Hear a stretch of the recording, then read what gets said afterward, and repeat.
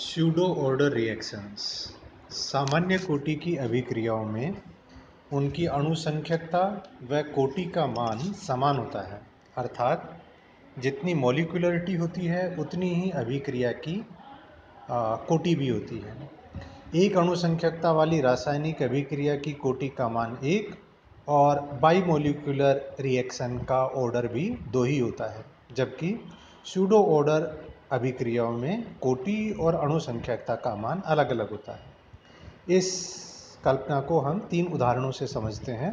पहला उदाहरण, methyl acetate का अम्लीय माध्यम में जल अपघटन। CH3CO CH3 plus H2O, it gives CH3COH plus CH3OH। Stoichiometric equation के अनुसार यह अभिक्रिया बाइमोलिकुलर है, जिसमें एक अणु एस्टर और एक अणु जल का इन्वॉल्व है, जबकि प्रायोगिक रूप से इस हिसाब से इस अभिक्रिया की कोटि का मान 2 होना चाहिए, अर्थात अभिक्रिया का वेग समीकरण dx/dt ये एस्टर की सांद्रता की प्रथम घात और जल की सांद्रता की प्रथम घात के समानुपाती होना चाहिए। कुल मिलाकर अभिक्रिया द्वितीय कोटि की होनी चाहिए, परंतु प्रायोगिक रूप से पता पड़ता है कि यह अभिक्रिया द्वितीय कोटि की ना होकर प्रथम कोटि के वेग नियम का पालन करती है, जबकि रासायनिक परिवर्तन में अभिकारकों के 2 अणु भाग लेते हैं। इस अभिक्रिया में क्रियाकारक का एक अणु जल, जो कि बहुत अधिक मात्रा में उपस्थित है, अतः पूरी अभिक्रिया के दौरान जल की सांद्रता में परिवर्तन नगण्य रहता है। इस वजह से जल की सांद्रता लगभग स्थिर बनी रहती है और इसलिए अभिक्रिया के वेग समीकरण में अभिक्रिया का वेग dx/dt केवल और केवल एस्टर की सांद्रता पर ही निर्भर करता है, क्योंकि पूरी अभिक्रिया अवधि के दौरान जल की सांद्रता स्थिर बनी रहती है।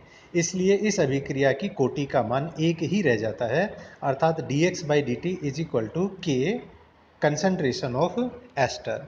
इस प्रकार यह अभिक्रिया स्यूडो फर्स्ट ऑर्डर रिएक्शन या स्यूडो यूनिमोलिकुलर रिएक्शन कहलाती है।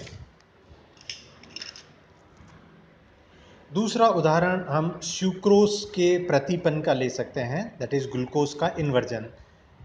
जलीय विलयन में सुक्रोज का प्रतिपन इन्वर्जन इस प्रकार होता है, C12H22O11 plus H2O, it gives glucose plus fructose. Stoichiometric equation के अनुसार यह अभिक्रिया बाइमोलिकुलर प्रतीत होती है, परंतु प्रयोगों द्वारा ज्ञात होता है कि यह अभिक्रिया प्रथम कोटि की ही है, अर्थात अभिक्रिया का वेग केवल और केवल सुक्रोज अणुओं की सांद्रता पर ही निर्भर करता है। इस अभिक्रिया में भी जल की सांद्रता बहुत अधिक होने के कारण पूरी अभिक्रिया अवधि के दौरान जल की सांद्रता लगभग स्थिर बनी रहती है और इसलिए अभिक्रिया का वेग केवल सुक्रोज की सांद्रता पर निर्भर करता है। dx/dt is equal to k concentration of sucrose. इसी प्रकार यह अभिक्रिया भी स्यूडो यूनिमोलिकुलर या स्यूडो फर्स्ट ऑर्डर रिएक्शन है। थर्ड एग्जाम्पल हम लेते हैं एसिटिक एनहाइड्राइड और एथेनॉल की reaction. Acetic anhydride plus ethanol gives ethyl acetate plus water. इस अभिक्रिया की अणु संख्यकता 3 है, जिसमें एक अणु एनहाइड्राइड और 2 अणु अल्कोहल के इन्वॉल्व हैं, परंतु प्रायोगिक रूप से अभिक्रिया को कराने पर ज्ञात होता है कि यह अभिक्रिया प्रथम कोटि के वेग नियम का ही पालन करती है और इसका प्रायोगिक वेग समीकरण dx/dt is equal to k concentration of anhydride है। इस प्रकार यह अभिक्रिया स्यूडो फर्स्ट ऑर्डर रिएक्शन है और अभिक्रिया के दौरान एथेनॉल की सांद्रता लगभग स्थिर रहती है।